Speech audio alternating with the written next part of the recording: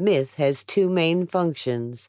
The poet and scholar Robert Graves wrote in 1955. The first is to answer the sort of awkward questions that children ask, such as, who made the world? How will it end? Who was the first man? Where do souls go after death? The second function of myth is to justify an existing social system and account for traditional rites and customs. In ancient Greece, stories about gods and goddesses and heroes and monsters were an important part of everyday life. They explained everything from religious rituals to the weather, and they gave meaning to the world people saw around them.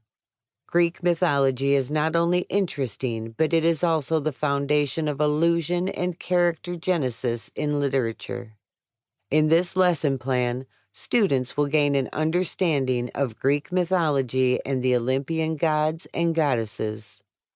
The Greek word mythos means story, and Greek mythology is a group of fictional stories that were created thousands of years ago by the ancient Greek people.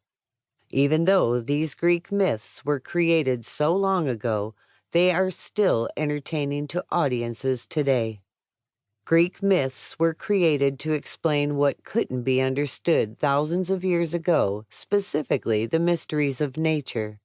The ancient Greek people didn't have a science class that told them that the sky is bright during the day and dark at night because of the rotation of the earth, or that electrical fields in the clouds cause lightning. In order to be less afraid of all of these things that didn't make sense, the ancient Greek people relied on myths to help create order in their world. Myths explained things that didn't, at the time, have an explanation. What separates Greek mythology from other types of stories like legends that are based on history or folk tales, a form of entertainment, is that myths try to explain human relationships with the divine. Greek myths are stories about gods, goddesses, and other supernatural entities and the relationships that humans have with them.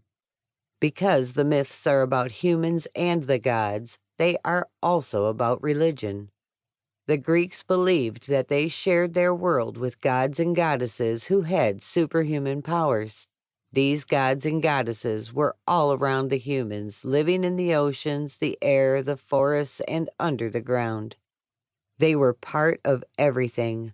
Like humans, these gods and goddesses had individual personalities that made them unique.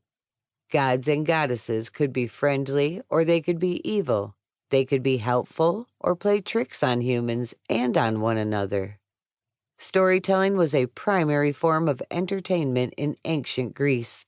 After all, there weren't TV shows or movies or other entertaining ways to pass the time.